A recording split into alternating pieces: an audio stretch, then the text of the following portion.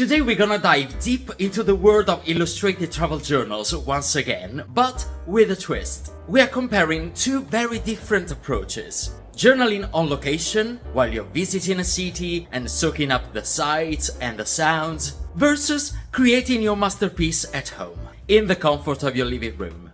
We're gonna highlight the pros and cons of each approach, and I'll show you all my tips and tricks to make the most of your journaling, whatever approach you choose.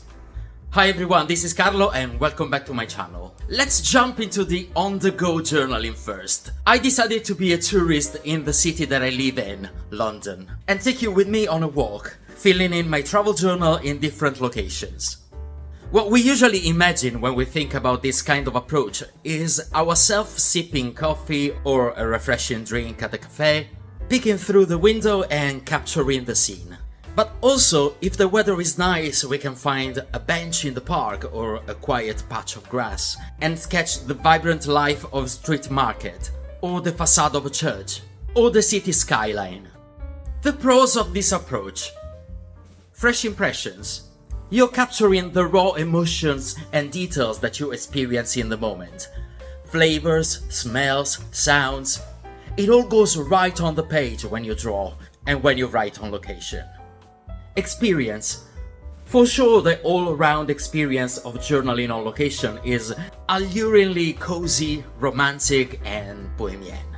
It will end up being itself a beautiful moment of your trip. When you browse your memories, you can think about that particular cafe or spot where you stopped to journal. And now the cons.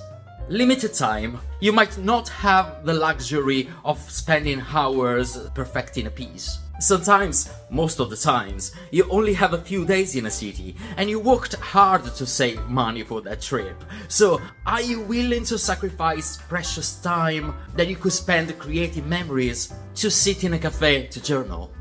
Limited materials. Carrying around a full watercolor set and stationary chest of drawers may not be the most practical thing when you're sightseeing. So for journaling on location, you need to be clever and pack light. This is not necessarily a bad thing, but surely a contained amount of supplies can in a way limit your artistic expression.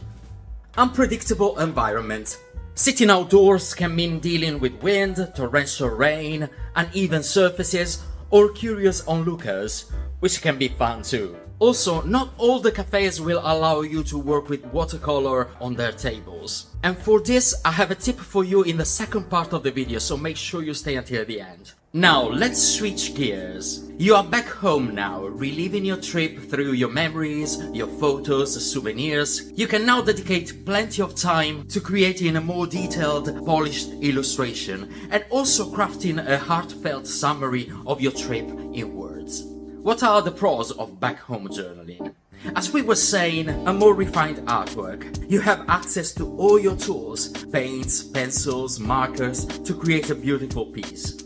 Research fun. You can delve deeper into the history and the culture that you just visited, adding details to enrich not only your artwork, but also your storytelling.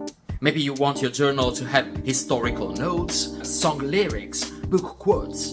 Once you're at home, you can dig out all the information that you need. Time for reflection. With distance from the experience, you might notice details that you missed initially. Make up your mind about things, change your mind about what you saw, and that kind of distance can make your reflection in the journal richer and more truthful. And now the cons. Memory lapse. Some details might fade over time, making it harder to capture that raw essence of the experience that I was talking about earlier. Postcard perfect trap. You might get caught up in trying to make everything look extremely pretty and perfect, losing in a way that spontaneity of the on-the-go journaling. So what's the verdict in this crucial battle between on-the-go journaling and journaling back home? I collected enough evidence to come to the conclusion that there's only one possible answer, which is, you do you, boo. There's no right or wrong way to travel journal. It all depends on your personality, your travel style, your journaling style, and also the situation that you're in. I'm gonna show you now a method which is kind of a hybrid between the two approaches. So you have a general blueprint, and according to your personal style, you can now decide to lean more towards one or the other approach, or remain perfectly in the middle. I'm moving my hands a lot. I'm very Italian in this video. When I go on a trip, I usually bring the sketchbook or the notebook that will host my illustrated pages. And I also carry a small notebook that will be the street version of my travel journal. I also bring a very compact set of stationery and art supplies. Pencil, eraser, sharpener, a couple of pens. Choose one coloring method. If you choose watercolor, bring a little travel set that can fit in your pocket. Forget about bringing brushes. Instead, go for these kind of water brushes. Mine are from Derwent. They have their own water reservoir that can be refilled and squeezed when you need wetness. And they make a much cleaner job, especially if you're in a cafe and you cannot splash colored water everywhere. Then you just have to ask for a cup of water to clean the tip in between colors and a napkin to dry it. So let's pretend we are on location now. Do we have time? If the answer is plenty of time, then we can sketch our illustrations and we can color them. We can really work on details with the live drawing and add a few shades of color just to capture what we see.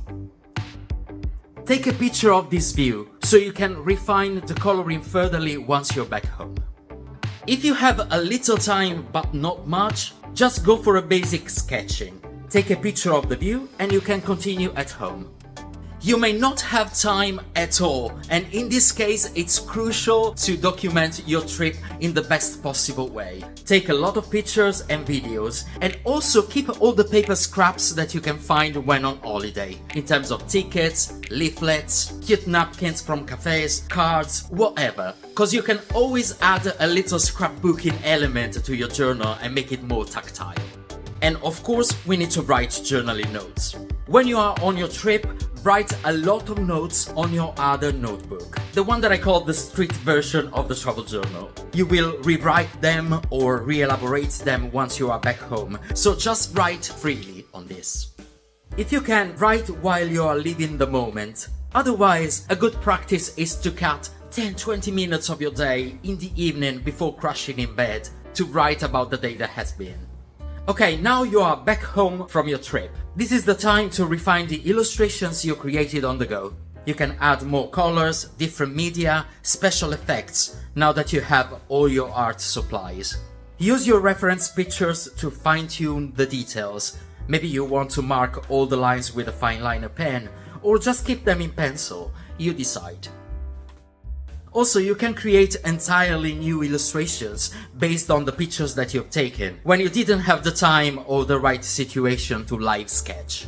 For me, it happens especially when I have food. That's normally a very sacred moment. When I'm eating, I can barely speak to someone, let alone draw what I'm eating. That's what it is, I guess. Get in my belly, I'll draw you later. Once you're back home, you can also write your titles, work on all the graphics that you need, and of course rewrite the journaling notes that you've religiously taken on your trip. And I tell you, this is a truly beautiful moment, because you end up reliving every day of your trip, and every single word will compose the ultimate souvenir you will ever have of it, because it's your experience right there on the paper. And there we go. This is my travel journal from a day in London. No matter what style or approach you choose, the important thing is to document your adventures and get creative with your memories. That's what a travel journal is about. I hope you liked this video, and let me know in the comments, are you more an on-the-go journaler or a home-based creator? Don't forget to like and subscribe if you want to support my channel. This was me, Carlo, and until next time, take care and see you soon.